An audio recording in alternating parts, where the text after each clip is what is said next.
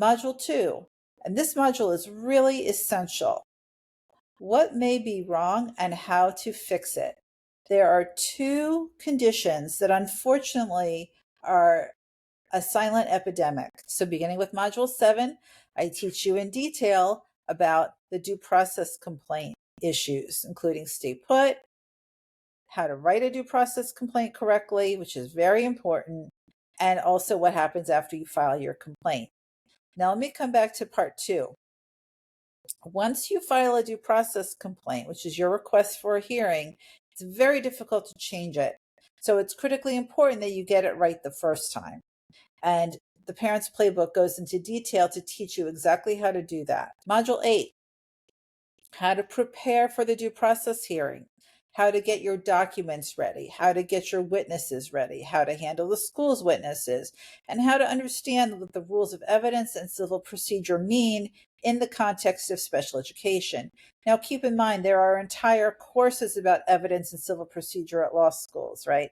They're a year long or semester long, but often 2 semesters of evidence and 2 semesters of civil procedure. So it's a very meaty subject, but I boil it down and I make it as accessible for parents as I possibly can. Module 9, preparing for the hearing.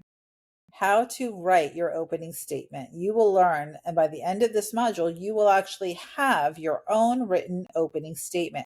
How to prepare your direct examination. So that means how to write the questions for your witnesses that you will call.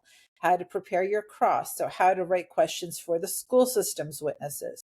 And how to write your closing argument, which, if done correctly, is a very powerful and persuasive way to help you tie your case together and get what you want.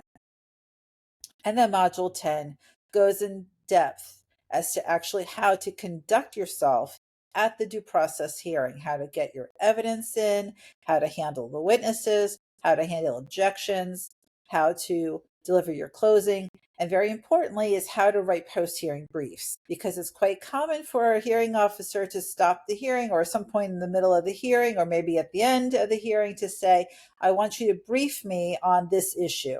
And there will be some issue, some question of law that came up during the hearing, and the hearing officer is not an expert in it, and they want a legal brief written about it. Or the school system's attorney might say during the hearing, Mr. or Ms. Hearing Officer, can I brief you on this issue?